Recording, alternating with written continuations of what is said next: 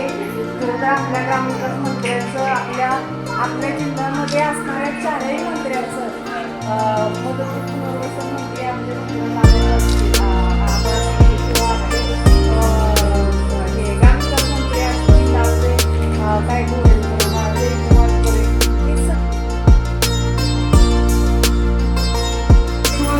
तर काही वस्तू देत असताना त्यांना पोषण आहार आज महिलांपर्यंत जातोय हे फार चांगली गोष्ट आहे. आणि छान छान सजावट केली सगळे पदार्थ आल्यापासून बघते काय नाही ह्याच्यात मी बघत होते पण सगळंच ठेवलेलं आहे त्यांनी पोषण आहाराचं सगळ्या वस्तू ठेवलेल्या आहेत आणि सुंदर असं गेल्या वर्षी सुद्धा मला वाटतं ह्याच्यापेक्षा सुंदर सजावट केली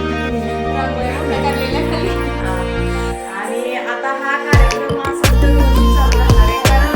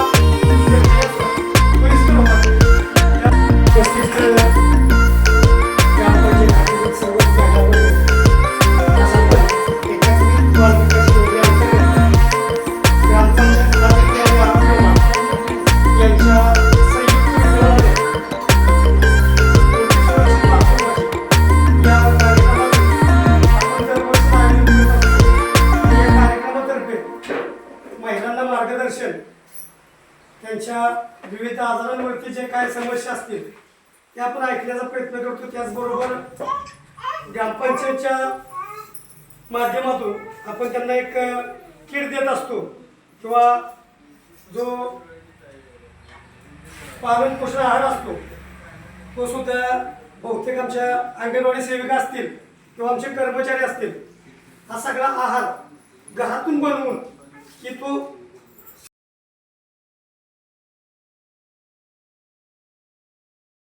त्याशिवाय फॉर्म भरत नाही. आणि समजा एखादा जर रात्रीची खरी रेशनी वाढ नसेल किंवा त्यांची आर्थिक परिस्थिती दुर्बल असेल घरची अशा लाभार्थ्यांची जरी आम्हाला कागदपत्र दिली तरी नॉर्मलला 700 रुपये आणि सीझरला 2200 रुपये त्यांना मिळून जाते. फक्त त्यांनी तशी माहिती द्यायला लागते गरोदर राहिल्यानंतर. तेव्हा आम्ही मग ग्रामपंचायतीला सांगून तसा दाखला घेतो की यांची परिस्थिती घरची आर्थिक व्यवस्थित नाही म्हणजे त्या दाखला देतात आम्हाला. आणि हे जे सगळं मांडले हे तुम्हाला जेवणातून सगळं जातं. जे काही तुम्ही विकत आणून खाता ते आणण्यापेक्षा हे मांडलेले हे बनवूनच सगळं आम्ही करून आणलेले. ज्या डाळी वगैरे ठेवलेत ह्याच्यातून तुम्हाला लोह कॅल्शियम जाईल असं खायचं. शक्यतो लोणचं बनवलेलं खायचं नाही. जेवणात रोजच्या लिंबाची फोड घ्यायची कारण तुम्हाला तुमच्या बाळाला व्हिटॅमिन सी गेलं पाहिजे. ही गोळी खाण्यापेक्षा बाळाला जेवढं पोषण जाईल तेवढं चांगलं कारण त्यांनी आपली हाडं मजबूत होतात. बाळाच्या HB चांगलं असतं म्हणण्यासाठी ते खायचं असतं.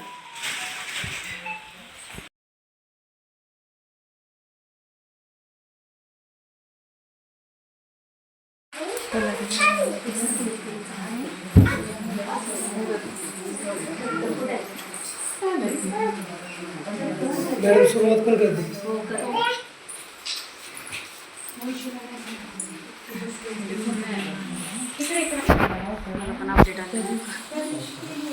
सारखंच येते की अपडेट त्याला.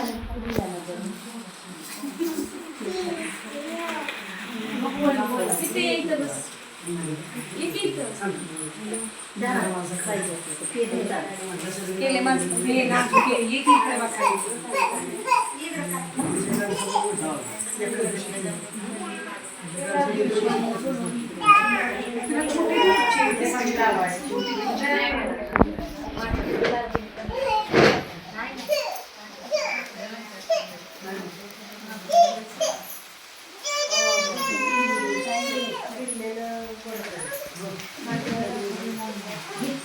सर्वांना नमस्कार.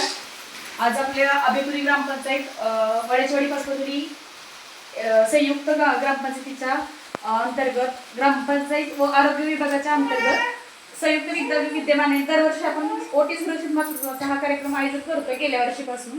तसंच आज तो कार्यक्रम आपण घेतोय. त्यासाठी गरोदर माता, स्तनदा माता, इतर पालक आणि आपले ग्रामपंचायतीचे सर्व सदस्य, ग्रामसेवक मॅडम, सरपंच मॅडम या सर्वांना आपण उपस्थित केले. तसंच या कार्यक्रमासाठी प्रत्येक ग्रामपंचायतीसाठी एक सुपरवायझर नेमण्यात आल्या. तर त्या सुपरवायझर आपल्याला आपल्या गावच्याच आशा म्हणून सुपरवायझर पण आहेत त्या आणि आशा पण येतात आणि त्या सुपरवायझर पण आहेत या कार्यक्रमाच्या. तर इथून पुढचं सुपरविजन पण करतील आणि त्या मार्गदर्शन पण करतील आशा म्हणून. तर बोलतील त्या आता. नमस्कार. सरपंच, ग्रामसेवक, उपसरपंच, सर्व सदस्य आणि सगळे पालक, जमलेल्या सर्व गरोदर